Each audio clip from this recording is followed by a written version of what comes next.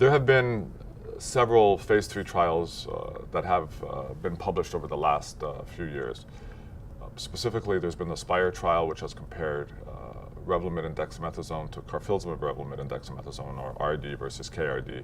There's been the Tourmaline trial, which has compared ixazomib, Revlimid, dexamethasone to Revlimid, dexamethasone, and more recently the Eloquent trial of elotuzumab, Revlimid, dexamethasone with Revlimid, dexamethasone. And I think when you look at these Kaplan-Meier curves, what you see is really, I think, what is a fundamental difference between how chemotherapy works versus how immunotherapy works. What you see in general with chemotherapeutic agents is a very early separation of the curves, and in both of these cases, the ASPIRE and the Tourmaline trial, we see that the triple regimen appears to show a very early improvement in progression-free survival compared to the doublet. But eventually, with time, these two curves approach themselves, and basically that difference becomes null.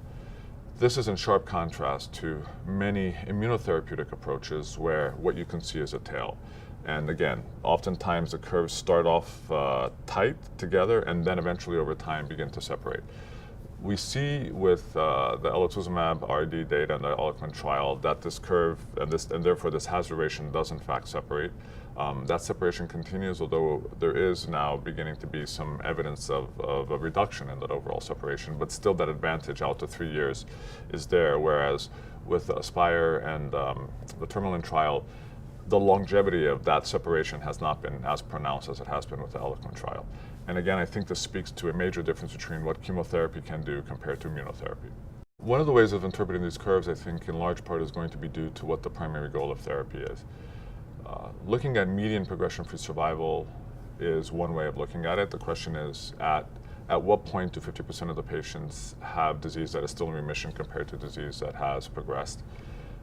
And depending upon the therapy that's given, that number can be smaller or bigger, and in general, I think we tend to think that a median progression-free survival that is bigger is better than a median progression-free survival that isn't.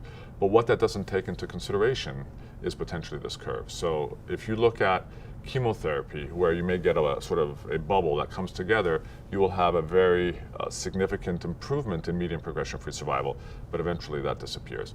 That's a situation where the hazard ratio may be significantly important, where the progression-free survival may not be as pronounced, but the fact that there's this tail that is allowing you to see persistence of progression-free survival benefit is more important. And I think this really boils down to what the initial role of therapy is. Overall, clearly the goal of all of the therapies that we're developing in oncology is to improve overall survival. Obviously, unfortunately, I think in a disease like myeloma, where we're now approaching a decade in terms of the average time that patients can be alive with the disease, that's an untenable endpoint. Progression-free survival is a much more tenable one, certainly in the relapse setting. But what we may not be able to see is the persistence of this. And I think looking at these plateaus at fixed time intervals may be giving us just as important information as looking at progression-free survival.